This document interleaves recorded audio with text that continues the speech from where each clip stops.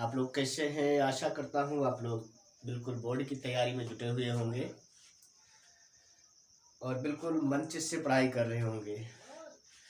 आज के इस सेशन में हम आपसे बात करने वाले हैं संयोजकता से संबंधित टॉपिक पर।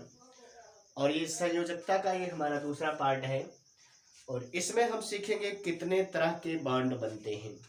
यानी जो संयोजकता वर्ड हमने पढ़ा था उस संयोजकता में कितने तरह के बॉन्ड बनते हैं। संयोजकता में बंध कहेंगे, बंध कितने तरीके के बनेंगे इसके बारे में बात करेंगे। और अगर बंध की बात करें तो संयोजकता में हम 3 तरह के बंध की बात करते हैं। पहले का नाम है वैद्युत संयोजक बंध। वैद्युत संयोजक बंध,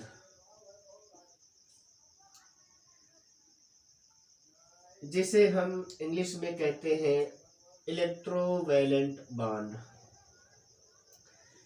इलेक्ट्रोवैलेंट बॉन्ड। और दूसरा जो बंध है उसका नाम है सहसंयोजक बंध। सहसंयोजक बंध, जिसे हम कहते हैं कोवैलेंट बॉन्ड। Covalent bond. और तीसरा है उपसहसंयोजक बंध। उपसहसंयोजक बंध,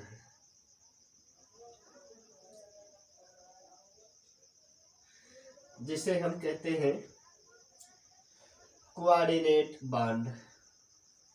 कोऑर्डिनेट बॉन्ड। तो ये 3 तरह के बंध की हम बात करेंगे। वैद्युत संयोजक बंध जिसे हम इलेक्ट्रोवैलेंट बॉन्ड कहेंगे, सहसंयोजक बंध कोवैलेंट बॉन्ड और उपसहसंयोजक बंध जिसे हम कोऑर्डिनेट बॉन्ड कहेंगे। अब हम तीनों के बारे में डिटेल अध्ययन करेंगे और एक एक के बारे में जानेंगे। वैद्युत संयोजक बंध क्या होते हैं, वैद्युत संयोजकता क्या होती है और वैद्युत संयोजक बंध के लक्षण क्या होते हैं। और ये भी जानेंगे कि वैद्युत संयोजक बंध बनते कब हैं।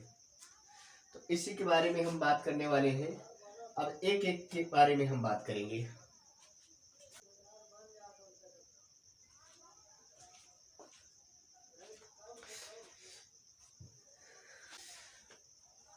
तो पहला बंध है वैद्युत संयोजक बंध, या जिसे हम इलेक्ट्रोवैलेंट बॉन्ड कहते हैं। अब हम जानेंगे इलेक्ट्रोवैलेंट बॉन्ड होते क्या हैं। तो हमने बताया था कि लुई और कौशल ने अष्टक विन्यास प्राप्त करने के 2 तरह ज्ञात किए थे। उन्होंने कहा था कि या तो बंध हम इलेक्ट्रॉनों के आदान प्रदान से प्राप्त करते हैं या तो हम इलेक्ट्रॉनों के साझेदारी द्वारा। आप जरा ध्यान देंगे वैद्युत संयोजक बंध में क्या देखने को मिलेगा। वैद्युत संयोजक बंध का मतलब होता है अष्टक विन्यास अथवा स्थायी विन्यास प्राप्त करने हेतु किसी तत्व के परमाणु के द्वारा, किसी तत्व के परमाणु के द्वारा जितने इलेक्ट्रॉनों का त्याग किया जाता है अथवा ग्रहण किया जाता है तो वही उसकी संयोजकता होती है। तो वैद्युत संयोजक बंध में क्या देखने को मिलेगा, किसी तत्व के परमाणु के द्वारा अस्थायी विन्यास प्राप्त करने हेतु इलेक्ट्रॉन का त्याग किया जाएगा और दूसरे तत्व के परमाणु के द्वारा इलेक्ट्रॉन को ग्रहण किया जाएगा। तो ऐसा बंध जो बनेगा वो वैद्युत संयोजक बंध बनेगा। तो थोड़ा सा लिख लेंगे, क्या होगा, जब किसी तत्व के परमाणु के द्वारा, किसी तत्व के परमाणु के द्वारा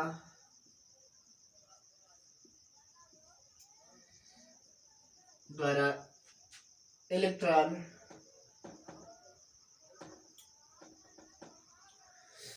त्यागा जाते हैं और दूसरे तत्व के परमाणु द्वारा, दूसरे तत्व के परमाणु द्वारा इलेक्ट्रॉन ग्रहण किए जाते हैं।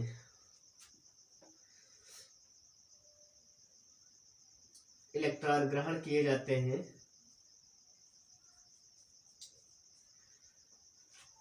तो वैद्युत संयोजक बंध बनता है। वैद्युत संयोजक बंध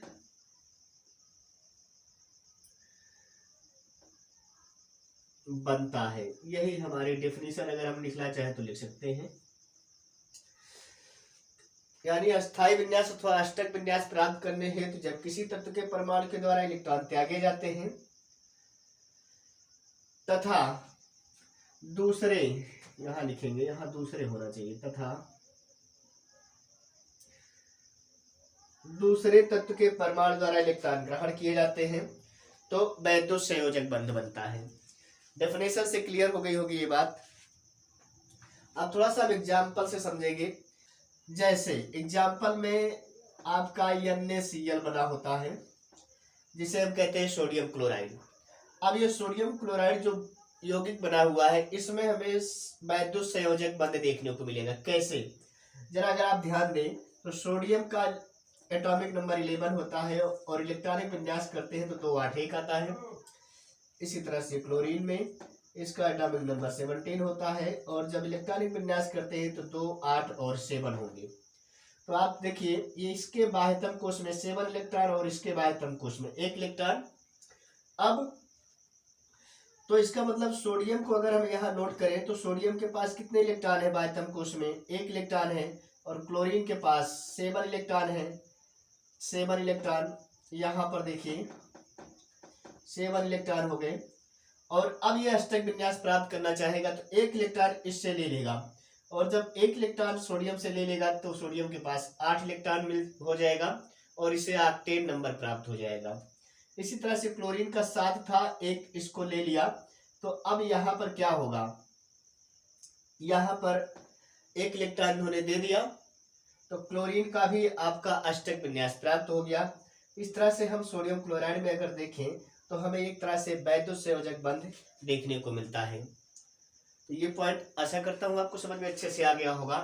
तो वैद्युत संयोजक बंध में क्या देखा हमने कि किसी तत्व के परमाणु के द्वारा इलेक्ट्रॉन त्यागे जाते हैं और दूसरे तत्व के परमाणु द्वारा इलेक्ट्रॉन को ग्रहण किए जाते हैं तो इनके मध्य में वैद्युत संयोजक बंध बनते हैं। अब वैद्युत संयोजकता क्या होती है इसके बारे में जानते हैं। अब देखिए वैद्युत संयोजकता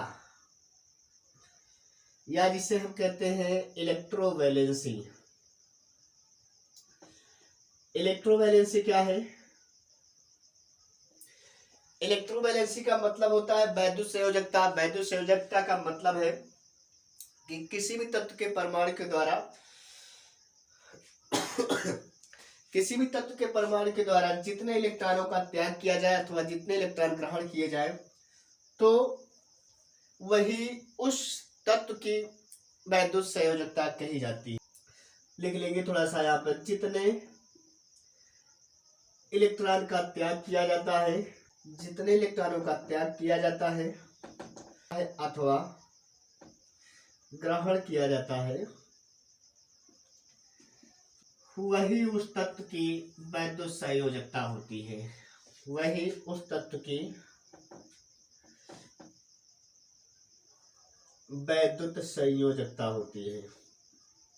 ये पॉइंट आपको क्लियर हो गया। डेफिनेशन के रूप में आप इसे लिख सकते हैं, वैद्युत संयोजकता क्या होती है।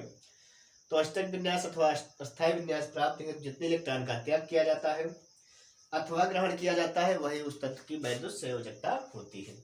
अब अगला सवाल उठता है, वैद्युत संयोजक बंध कब बनते हैं, इसके बारे में जानते हैं। वैद्युत संयोजक बंध कब बनते हैं?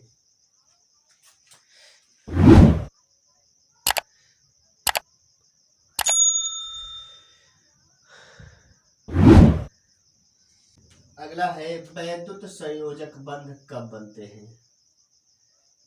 ये बातें हमें पता होना चाहिए। अगर हम केमिस्ट्री पढ़ रहे हैं तो हमें ये बातें जरूर पता होनी चाहिए। तो पहला पॉइंट में हम क्या लिखेंगे, हमने सवाल किया वैद्युत संयोजक बंध कब बनते हैं। तो पहली बात तो हमें डिफिनीशन से ही पता चल जा रही है कि जब अष्टक विन्यास अथवा अस्थायी विन्यास किसी तत्व के द्वारा प्राप्त करना होता है तभी वो किसी अन्य तत्व के परमाणु से जुड़ता है। तो किसी भी तत्व के परमाणु के द्वारा जब इलेक्ट्रॉन त्यागे जाते हैं अथवा दूसरे तत्व के परमाणु द्वारा इलेक्ट्रॉन ग्रहण किए जाते हैं तो वैद्युत संयोजक बंध बनता है। पहली बात तो हम ये डेफिनेशन वाली लिखेंगे। तो कब बनता है? जब तत्व के परमाणु द्वारा इलेक्ट्रॉन त्यागे जाते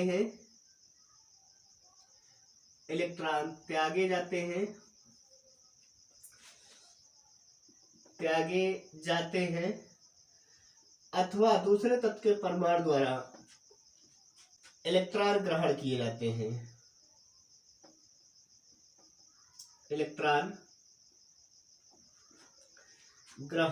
जाते हैं, तो वैद्युत संयोजक बंध बनते हैं। पहले पॉइंट में हम डेफिनेशन की ही बात को यहाँ पर क्लियर करेंगे। वैद्युत संयोजक बंध में हमने बताया था जब इलेक्ट्रॉन त्यागा जाता है और इलेक्ट्रॉन ग्रहण किया जाता है तभी वैद्युत संयोजक बंध बनते हैं। वही बात तो हमने यहाँ पर लिख दिया। दूसरे पॉइंट में क्या लिखेंगे, जब दो तत्वों के परमाणुओं के मध्य, दूसरा पॉइंट क्या लिखेंगे, जब दो तत्वों के परमाणुओं के मध्य ऋण विद्युतताओं का अंतर बहुत अधिक होता है तो भी वैद्युत संयोजक बंध बनता है। अब एक सवाल यहाँ पर आया, ऋण विद्युतता जिसे हम कहते हैं इलेक्ट्रोनिगेटिविटी। इलेक्ट्रोनिगेटिविटी का मतलब होता है किसी भी इलेक्ट्रॉन को अपने तरफ खींचने की जो क्षमता होती है वही उसकी ऋण विद्युतता कहलाती है। मतलब जैसे एग्जांपल से समझेंगे, जैसे आपके पास क्या है, क्लोरीन है, इसका 17 एटॉमिक नंबर है, इसका इलेक्ट्रॉनिक विन्यास करेंगे 2 8 7, लेकिन अब इसमें क्या है, लास्ट कोष्ठ में 7 इलेक्ट्रॉन है। इसका मतलब अगर इसे अष्टक विन्यास प्राप्त करना है तो इसे 1 इलेक्ट्रॉन चाहिए। अब अगर इसे 1 इलेक्ट्रॉन चाहिए तो 1 इलेक्ट्रॉन अगर इसे मिल गया तो इसे अष्टक विन्यास प्राप्त हो गया। तो ये प्रयास करेगा, 7 इलेक्ट्रॉन तो देगा नहीं। अब 7 नहीं देगा तो इसका मतलब 1 को अपनी तरफ खींचने का प्रयास बहुत ज्यादा करता है और इसका मतलब इसकी इलेक्ट्रोनिगेटिविटी बहुत ज्यादा हो रही है। तो अब दूसरा हमने देखा था सोडियम का, सोडियम की इलेक्ट्रोनिगेटिविटी बिल्कुल कम है। बिल्कुल कम होने का मतलब ये तो चाह रहा है कि 8 इलेक्ट्रॉन हमारे पास प्राप्त हो जाए, 1 हमारे पास ज्यादा है तो ये तो चाहता है कि किसी को हम दे दें। तो दोनों में देने लेने का अंतर बहुत ज्यादा है, इसीलिए ऋण विद्युतता का अंतर बहुत अधिक होता है तो वैद्युत संयोजक बंध बनता है। ये पॉइंट भी आपको क्लियर हो गया होगा। अब तीसरा पॉइंट हम देखते हैं। तीसरा पॉइंट क्या है, तीसरे पॉइंट में हम कहेंगे वैद्युत संयोजक बंध कब बनेगा भैया। वैद्युत संयोजक बंध तब बनता है जब कोई प्रबल धन विद्युतीय तत्व प्रबल ऋण विद्युतीय तत्व के संपर्क में आता है। जब कोई प्रबल धन विद्युतीय तत्व जब कोई प्रबल धन विद्युतीय तत्व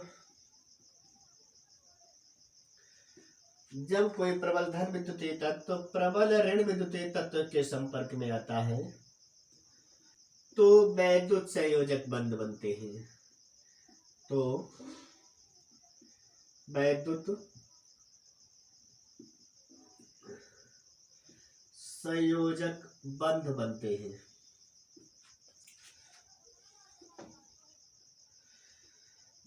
हैं। ये भी पॉइंट हमारा क्लियर हो गया।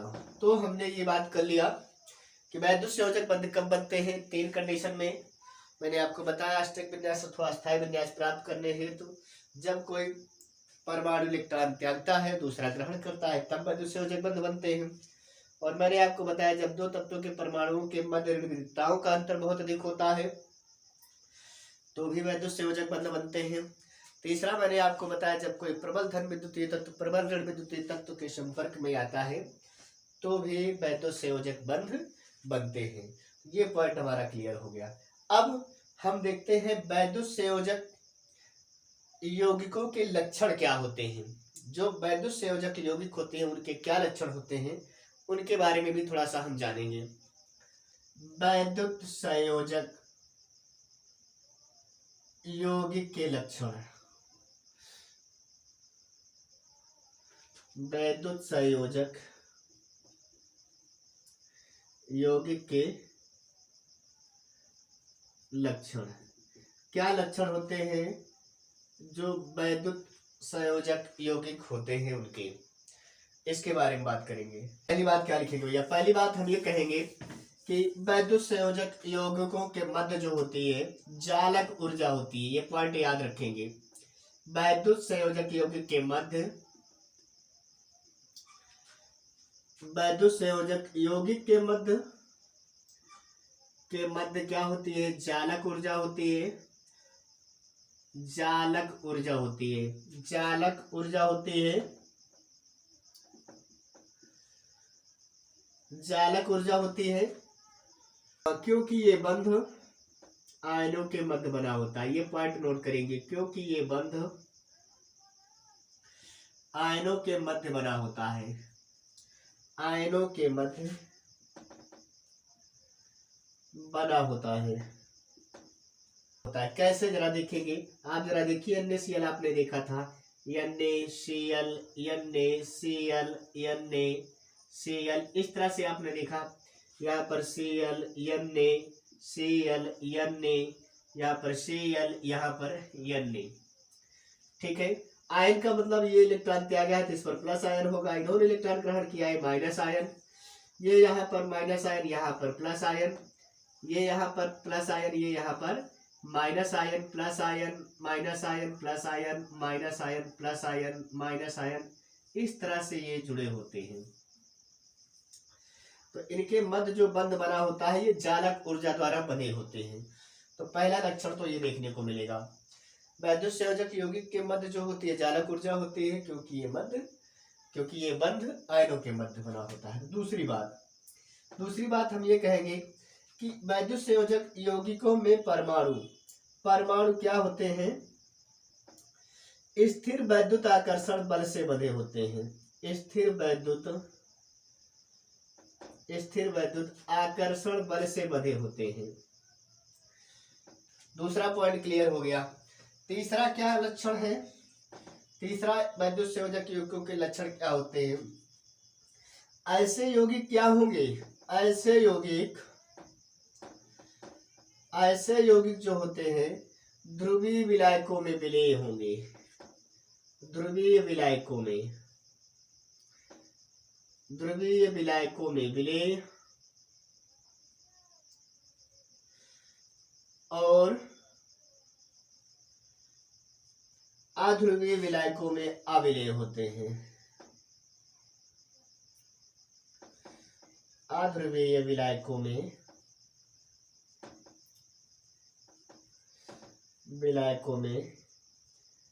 अविलेय होते हैं। ये पॉइंट याद रखेंगे।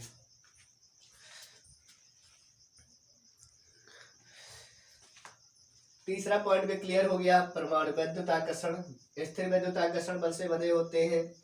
तीसरा है कि ऐसे यौगिक ध्रुवीय विलायकों में विलेय और अध्रुवीय विलायकों में अविलेय होते हैं। नेक्स्ट पॉइंट क्या भैया? नेक्स्ट कैरेक्टर क्या है? नेक्स्ट लक्षण के बारे में बात करेंगे। नेक्स्ट चौथा पॉइंट क्या कहेंगे कि जो वैद्युत संयोजक यौगिक होते हैं, वैद्युत संयोजक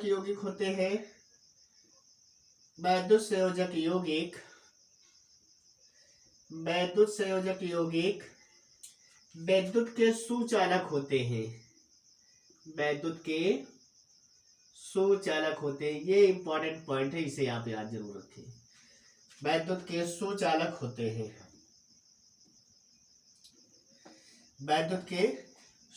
होते हैं। अगला क्या कैरेक्टर है इसके? ऐसे यौगिक क्या होते हैं? ऐसे यौगिकों के गलनांक एवं क्वथनांक,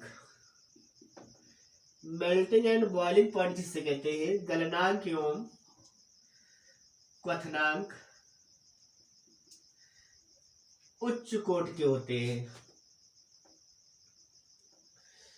उच्च कोटि के होते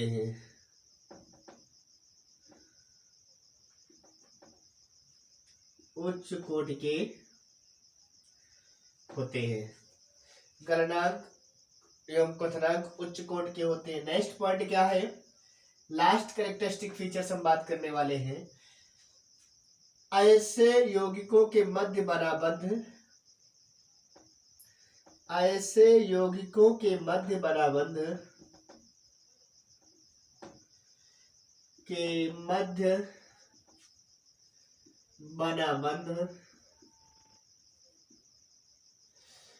अधिशात्मक होते हैं। मतलब इनमें कोई दिशा नहीं होती है, कोई कोण नहीं बनता है। अधिशात्मक होते हैं,